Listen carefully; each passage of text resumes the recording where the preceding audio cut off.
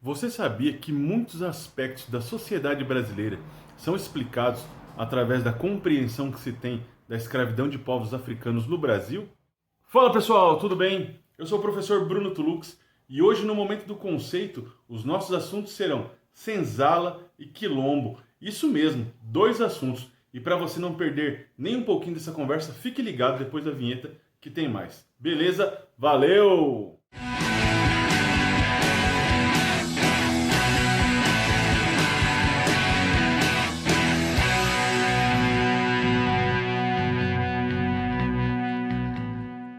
Os termos senzala ou sanzala, como também era conhecido no Brasil colonial, e quilombo são originários do idioma banto, mas que especialmente a variação linguística quimbundo dão o aspecto que nós procuramos para compreender essas duas figuras na formação do Brasil. Senzala, então, nessa variação quimbundo, deve ser compreendido a partir de três aspectos fundamentais. O primeiro deles, que talvez seja aquele mais utilizado ainda na África, era o sentido de povoado, já que a senzala era a junção de vários povos que haviam fugido, né, de uma preação, que haviam se deslocado diante de uma ameaça de escravidão e fundado uma nova povoação distante da sua terra originária. A segunda definição, bastante utilizada no Brasil colonial, diz respeito à senzala como local onde era morada dos serviçais em uma unidade agrícola. Se pensarmos no início do Brasil como uma colônia de exploração que era voltada para a monocultura, consequentemente para a exploração agrícola, faz todo sentido. A terceira definição, também do quimbundo, é de gente que mora na casa separada da moradia principal, ou seja, dá uma dimensão daquela divisão que existia entre a casa grande e a senzala, muito explorada por outros autores posteriormente.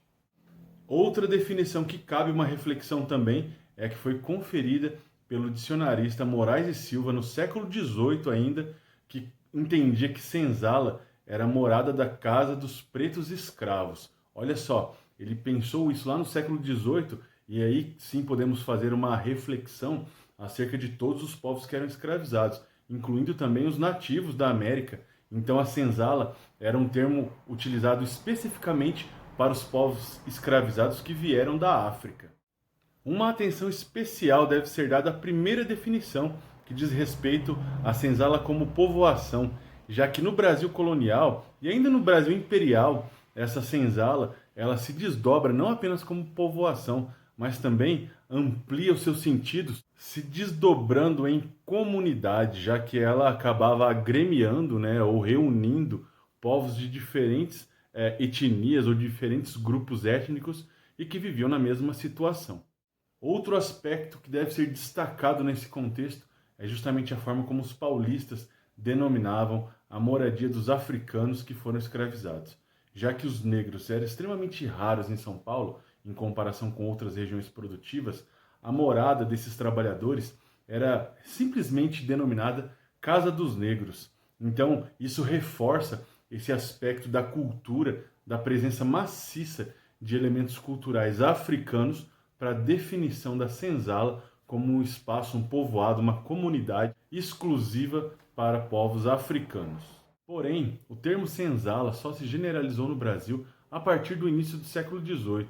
Até esse tempo, muitos relatos de viajantes designavam a moradia dos trabalhadores africanos como palhoça, como choça, mocambo, cabanas, vários termos que não representavam, né, não apresentavam, perdão, essa designação de senzala.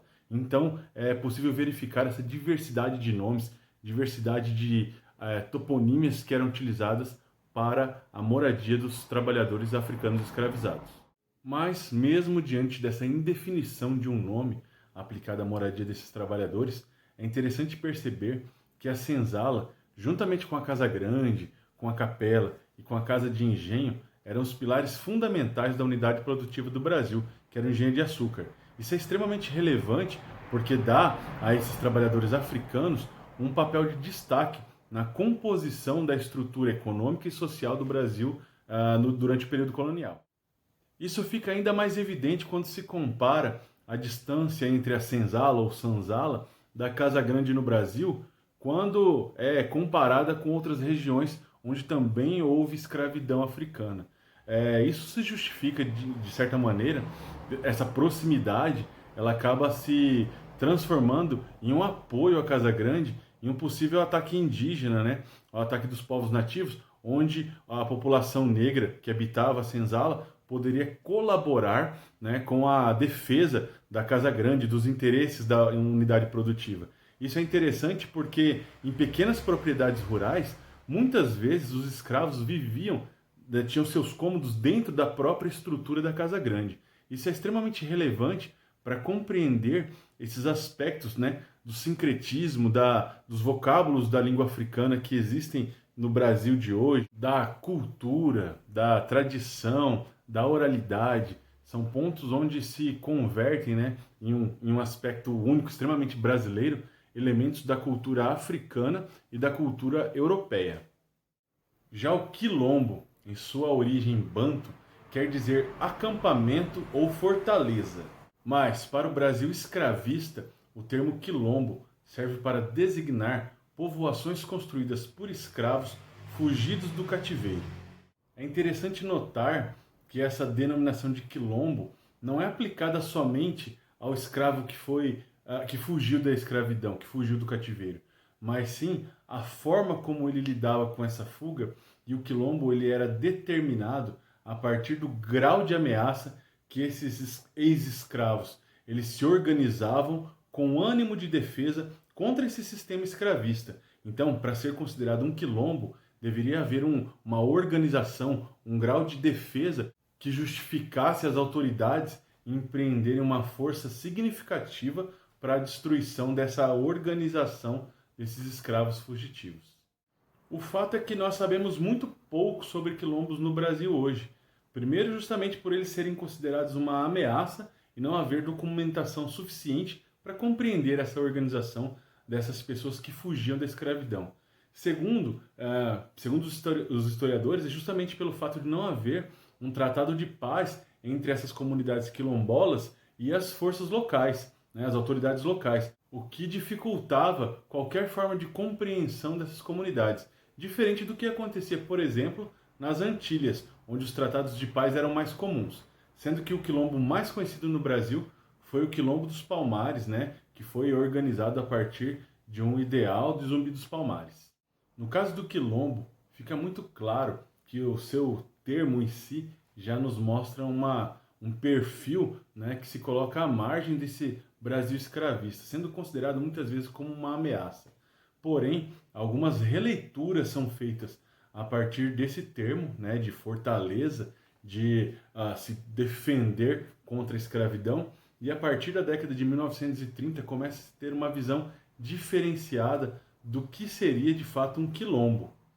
No final da década de 1930, o quilombo então passa a ser visto como um elemento de resistência contra a aculturação promovida pelos povos europeus que estavam no Brasil e que entendiam que a total ruptura com os valores africanos seria necessária para a escravidão. E o quilombo resgatava esses valores, então seria ele um elemento de resistência contra esse processo cultural.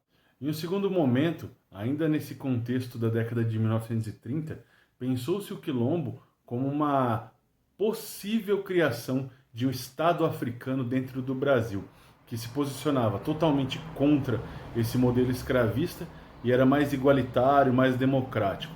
Muito interessante esse posicionamento, porém, ele entrava em contradição, já que da mesma forma que se aprofundavam os estudos sobre o quilombo, também se aprofundavam os estudos sobre a África, e ficava nítida, de certa forma, a parceria entre muitos reinos africanos com os povos europeus na compra e venda desses trabalhadores, na compra e venda da mão de obra, desses escravos. Então, havia uma contradição entre o sonhado Estado africano dentro do Brasil e essa continuidade que deveria existir a partir de uma visão dos reinos africanos. A partir de 1950, tem-se então uma intensificação dos estudos sobre os quilombos, especialmente a partir de um viés marxista, né, influenciado pelos movimentos sociais e pelo surgimento do movimento negro. Porém, esses estudos compreendiam que o insucesso dos quilombos diante dessa estrutura escravista se dava a partir do despreparo das autoridades quilombolas, que não estavam de fato preparadas para gerenciar essa nova comunidade, como também pela ausência de uma consciência de classe revolucionária, fato que de certa forma impedia uma mobilização maior desses escravos que se desvencilharam da escravidão, mas que não conseguiram dar continuidade a esse processo, a essa ruptura dessa forma de organização do trabalho no Brasil. Finalmente, nos anos de 1980 e 1990, nós temos um reavivamento dessa discussão e que entendia que o quilombo era também um local de trocas culturais, de mudança significativa na forma de viver dessas pessoas, desses africanos que foram trazidos à força pelo Brasil, um espaço onde eles poderiam manifestar a sua cultura, a sua tradição, a sua oralidade, a sua religiosidade, e que o quilombo ele era marcado por símbolos e também por aspectos ritualísticos que estavam totalmente dissociados desse modelo colonial implantado no Brasil, sendo então esse um espaço de resistência, mas muito mais pelas práticas do que pela simples libertação da escravidão. É evidente que a libertação da escravidão permitia essas manifestações culturais, essas manifestações sociais, mas é importante perceber que esses estudos mais recentes sobre os quilombos entendem esses locais como espaços significativos para a continuidade dessa cultura africana trazida no Brasil e que de certa forma também se ressignifica aqui e dá origem ao que nós chamamos de sociedade brasileira. Bom, nosso vídeo de hoje vai ficando por aqui. Eu espero que vocês tenham gostado. Trabalhamos dois elementos, dois termos muito comuns na historiografia do Brasil, especialmente durante o período colonial e período imperial, mas que de certa forma eles acabam se desdobrando até se conectando com o nosso tempo presente. Isso é muito importante porque a história ela trabalha, ora rupturas, ora continuidades. Isso dá um aspecto muito mais dinâmico sobre a compreensão do passado para que nós possamos compreender o nosso dia a dia. Se você gostou do vídeo, pode compartilhar com alguém, pode deixar um comentário, enfim. Eu espero ter colaborado de alguma forma no seu aprendizado, na sua reflexão, e na segunda-feira que vem voltaremos com um novo vídeo. Beleza? Então, muito obrigado, boa semana e até lá. Tchau, tchau!